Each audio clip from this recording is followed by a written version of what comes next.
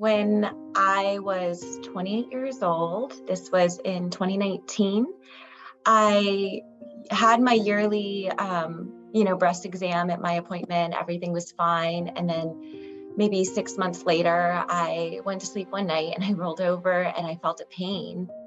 I went and touched it and I found a lump in my breast, like a golf ball sized lump. I was up all night Googling everything possible, and I saw my doctor first thing in the morning, and they all thought it was fine until she made me get a biopsy. Stage 4 triple negative breast cancer is what I had. That means it's very, very hard to treat. This didn't seem possible. I kept that mentality even as multiple biopsies came back. And then when I found out it was stage 4 and had already spread, that's when I think I really finally accepted that this was happening. The average to live after that diagnosis is about 1 year. That's if treatment works and buys you time. If it doesn't work, my tumors tested off the charts aggressive. So it would probably have been 3 months if it wasn't contained, because it was just spreading out of control. They cut it out, my original tumor, and it grew back within 2 weeks, which my doctor said was medically impossible. Thankfully, my doctor never was like, oh, you're gonna die in 6 months or a year. She was like, okay, well, this is the reality. These are the statistics, but here's what we're gonna do to prevent that. After getting this diagnosis, my perception on life changed quite a bit.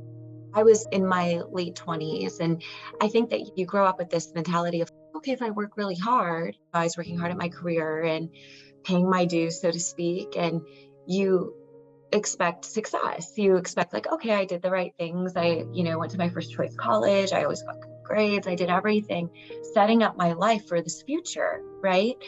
And then you get a cancer diagnosis like this, a terminal incurable cancer diagnosis.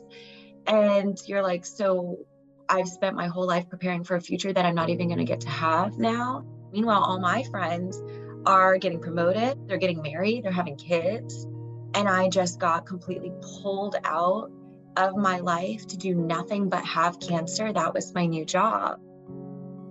You never really feel safe in your body again after that. It's just the ultimate betrayal. It's like I can't even go to sleep in my own home without my body trying to murder me.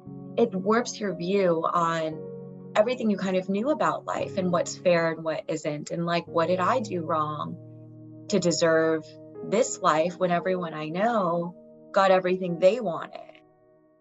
But I think it also teaches you a lot about, just resilience and the things that you can overcome, because I've experienced more than most people have in their entire life over those years and came out the other side of it. So it definitely changed the way I thought the world worked.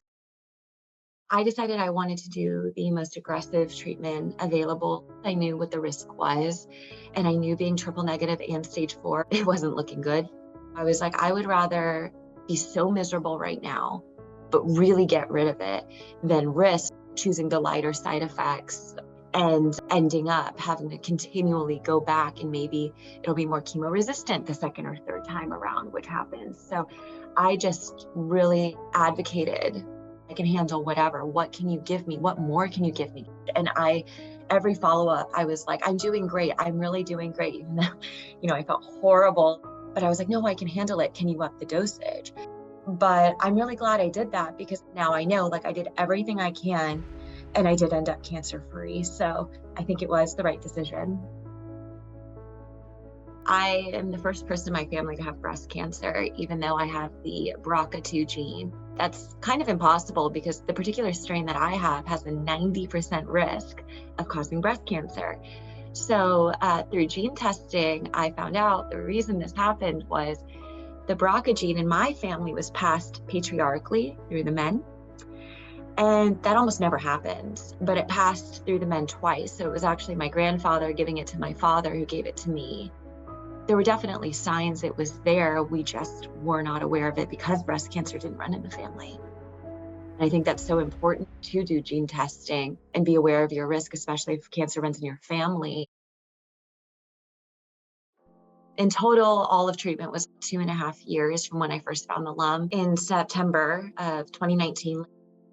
I started chemo in December 2019, continued immune therapy for 2 years after that. Had the double mastectomy July 2020. Last year, I had the reconstruction surgery. I found out I was cancer free at the end of chemo. So that was May 2020. It's a weird adjustment going back to being a normal person. I get stressed about work and scheduling things, and I'm kind of grateful for it. I can take a step back and be like, how am I worried about this right now when my life was literally life or death for so many years? Some days I even kind of forget that I had cancer, which is weird too. Other days I'm stressed that I am off all treatment because while I'm so grateful not to be in treatment, it's you don't have that protective blanket anymore. I'm just kind of living life and hoping for the best right now.